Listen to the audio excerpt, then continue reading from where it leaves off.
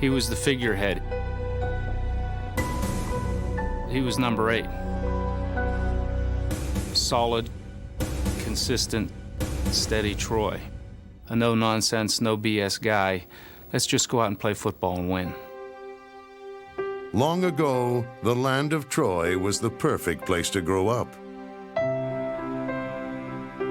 Sunny Southern California days were filled with fun and games, and young Troy grew sturdy and strong, a lot like his dad, a stubborn, hard-working farmer. Growing up with my father, you were either going to be tough or you weren't going to make it. You know, you just weren't going to survive in the Aikman house. And so there was a part of me, I think, that always wanted to show him that I was as tough as he was, or that I could handle as much punishment as anybody. And but he wasn't a football fan, was he? Yeah, he was. In fact, I wasn't going to play football in 8th grade when my family moved from California to Oklahoma. And I think he sensed that I wasn't going to play, and he came home one night and said, "Hey, they're signing up guys for 8th grade football down at the stadium, and I just wanted to see if you were going to play." And I think he knew that I couldn't tell him I wasn't going to play football, and that's why he asked. And so I went and signed up and played, and the things that I think made me what I was as a player, the toughness, the discipline, the work ethic, all of those things were instilled in me as a child growing up with my father, and they were demanded of me. As quarterback, Troy was larger than his linemen, but the Henrietta Hens were horrible.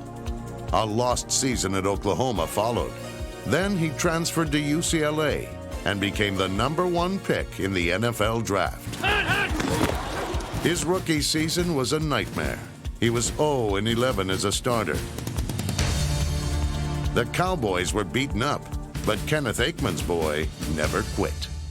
A lot of football left. Don't worry about this. Can't go now. We'll do it again some other time, baby. My first year there in 1990, we played the Eagles at home.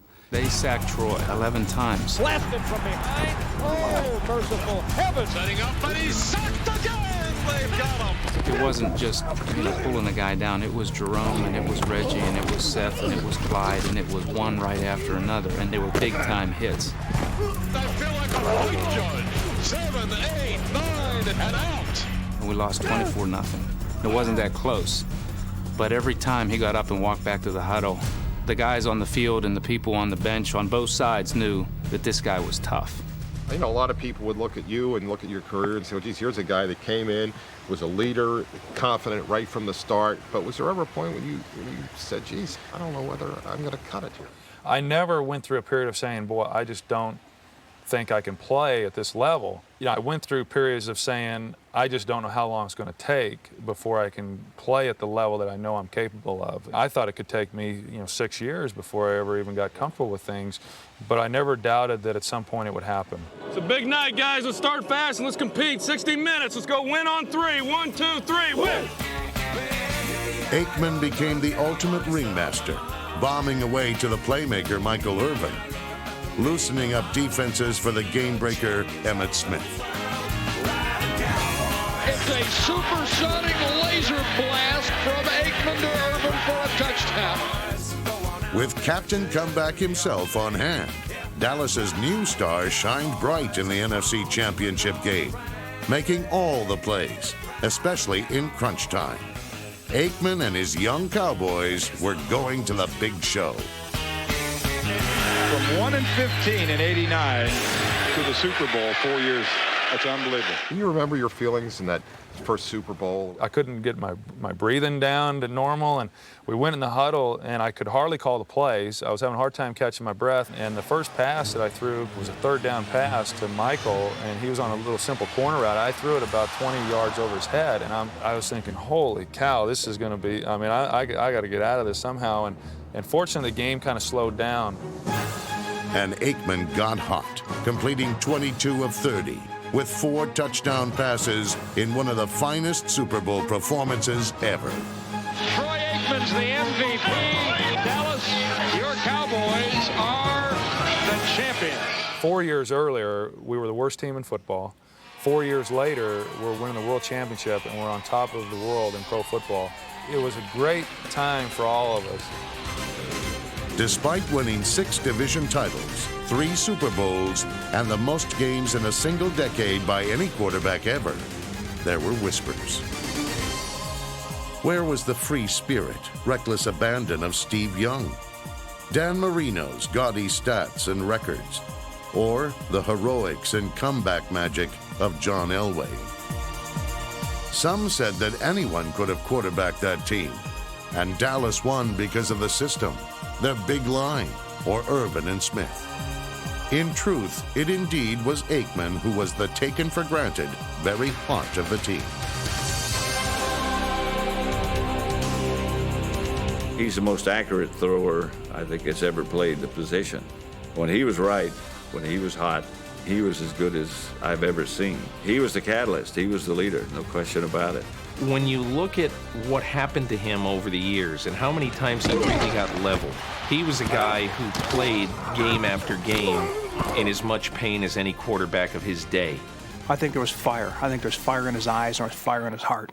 He wanted to win games, and he knew what he had to do to win games. Hey, guys, that's a embarrassment out there. That's a damn embarrassment. We can't block anybody up the down or hugging the ball early. Junior League. In the end, even Aikman's competitive fire wasn't enough, as concussions, 4 head coaches, age, and free agency all took its toll. We're not as good as we used to be, continually overcome that. We can't have negative plays.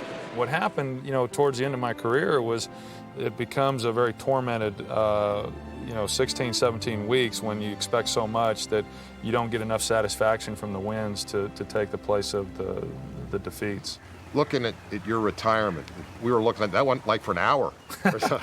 Yeah. Were you surprised at the way you reacted to that? I think it was just the realization that it was coming to an end. And you watch it and you think that your time will never come. And my time's come. The Cowboys is a very special organization, but it's not special because they got a star on the helmet. It was special for me because of the people behind the helmets, and when you know that that's ending, that's pretty emotional.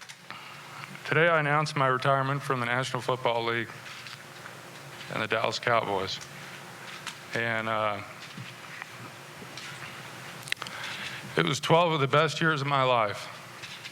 Looking back in your whole career, what's the most vivid memory you have about football?